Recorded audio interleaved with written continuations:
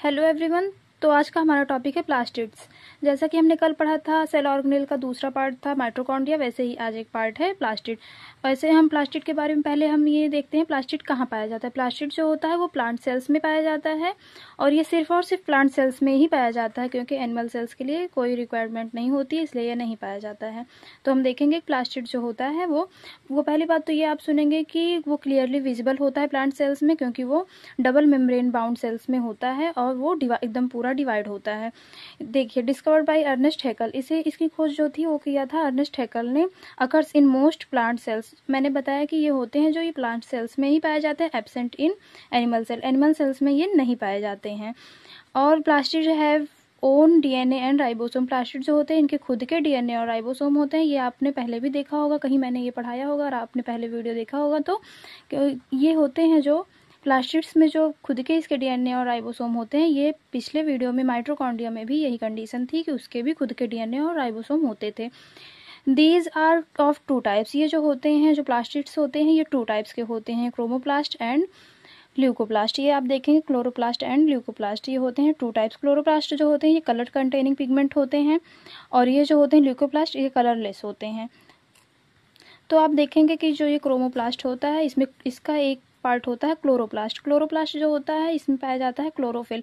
Chlorophyll आप देखेंगे chlorophyll वहाँ होता है, जैसे ग्रीन पार्ट दिखते हैं पौधे के, तो ग्रीन पार्ट जो होते हैं वो क्लोरोफिल की वजह से ही होते हैं। क्लोरोफिल में होता है, क्लोरोफिल जो होता है ये फोटोसिंथेसिस में भी हेल्प करता है और ये ग्रीन कलर कंटेन करता है और ग्रीन कलर ये प्रोवाइड कराता है पौधों को। और chloroplast also contain yellow and orange pigment, और इसमें येलो और ऑरेंज पिगमेंट भी होते हैं जो अच्छे अच्छे कलर प्रोवाइड कराते हैं। जैसे कि हम देखते हैं, हम फ्रूट्स खाते हैं, फ्लावर्स देखते हैं, तो इसमें सब में होता है कोई रेड कलर का है, ब्राइट रेड है, येलो है, वैसे ही ये पिगमेंट्स जो होते हैं वो क्रोमोप्लास्ट प्रोवाइड कराता है। क्रोमोप्लास्ट में और भी कलर्स होते हैं वो प्रोवाइड कराता है, लेकिन जो क्लोरोफिल होता है इसमें ओनली ग्रीन कलर होता है, ये यही प्रोवाइड कराता है। और ल्यूकोप्लास्ट जो होता है ये कलरलेस होता है, तो कुछ तो काम इसका होगा तभी ये है, आप ये जानते हो कि कोई काम जरूर होगा इसका। तो फिर ये प्राइमरी ऑर्गेनेल्स होता है, प्राइमरी ऑर्गेनेल्स होता है और इसका एक काम होता है कि स्टोरेज का काम करता है। स्टोरेज करता है, ये किसका स्टोरेज करता है? आप देखेंगे starch, oils and protein granules का स्टोरेज करता है। और आप इसका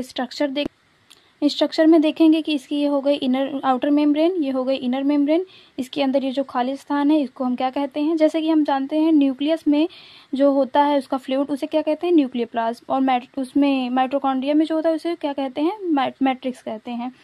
वैसे ही उसमें देखेंगे आप सेल में जो होता है उसे साइटोप्लाज्म कहते हैं। तो वैसे ही जो प्लास्टिड में होता है इसका फ्लूइड फिल होता है इसके अंदर, उस फ्लूइड को स्टोमा कहते हैं, स्टोमा कहते हैं। और इसी स्टोमा में पाए जाते हैं ये डिस्क लाइक स्ट्रक्चर, ये देख रहे होंगे आप, डिस्क लाइक स्ट्रक्चर होते हैं जो एक के ऊपर एक अरेंज होते हैं।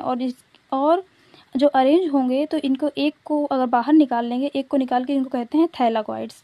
थाइलाकॉइड्स इनको क्यों कहते हैं? क्योंकि ये एक अलग होते हैं, थाइलाकॉइड्स कहते हैं। और जो ढेर सारे जब होते हैं ये पूरा स्टैक बना लेते हैं। स्टैक जो होते हैं जब ढेर सारे होते हैं तो इनको ग्रैना कहते हैं। और अगर एक होते हैं, एक इतना का अगर हम ले लेंगे तो इतने को ग्रैनम कहते हैं। मतलब कि जो सिंगुलर होता है उसे ग्रैनम कहते हैं और जो प्लूरल में अगर इसको हम ले लेंगे तो इसको ग्रैना कहते हैं। सारे सैक्स जो इसमें डिस्क लाइक स्ट्रक्चर है। और डिस्क लाइक स्ट्रक्चर को देखेंगे, जैसे एक ये है, ये तीन है, पूरा एक बंडल बना है, एक बंडल ये बना है, इसको दोनों को जोड़ रहा है।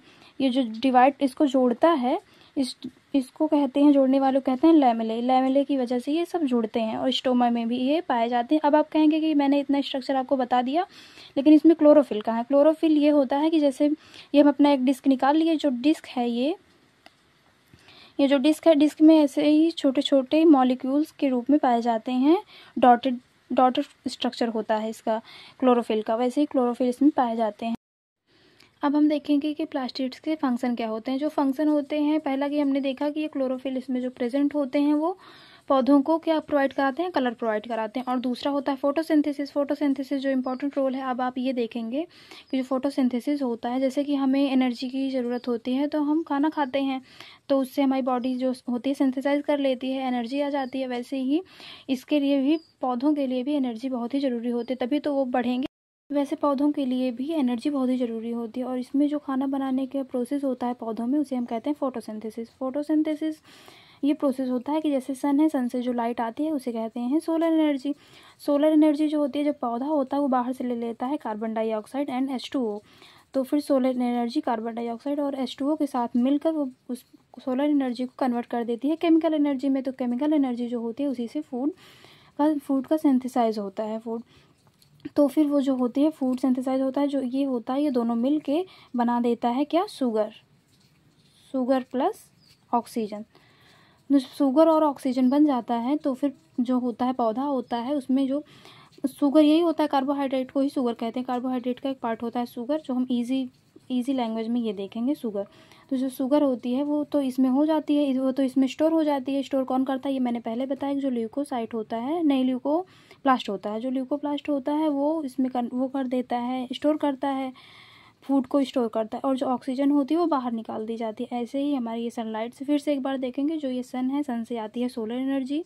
जो सन से लाइट आती है उसे हम कहते हैं सोलर एनर्जी। सोलर एनर्जी जो होती है वो पौधा जब बाहर से कार्बन डाइऑक्साइड और H2O ले लेता है, H2O लेने के बाद वो सोलर एनर्जी उसे कन्वर्ट कर देती है केमिकल एनर्जी में। तो केमिकल एनर्जी जो होती है वो फूड को सिंथेसाइज करती है। फूड जो सिंथेसाइज, एक बनता है शुगर और एक बनता है ऑक्सीजन। तो ऑक्सीजन जो होता है ये बाई प्रोडक्ट होता है, ये मेन प्रोडक्ट होता है, इसको यहाँ पे स्टोर कर लिया जाता है पौधे के पास। और ये जो बाई प्रोडक्ट होता है इसको बाहर कर दिया जाता है। अब हम देखेंगे, ये देखिए जो क्लोरोप्लास्ट होता है, क्लोरोप्लास्ट में होता है क्लोरोफिल जो होता है वो सोलर एनर्जी को कार्बन डाइऑक्साइड और H2O के साथ मिलकर बना देता है केमिकल एनर्जी। केमिकल एनर्जी जो होती है वो फूड को सिंथेसाइज करती है।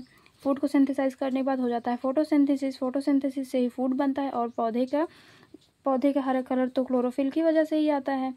और होता है क्रोमोप्लास्ट। जो क्रोमोप्लास्ट है ये impart colours to flowers and fruits. जो हम देखते हैं कि फ्रूट होते हैं, जैसे रेड होती है चेरी, स्ट्रॉबेरी होती है वो भी रेड होती है।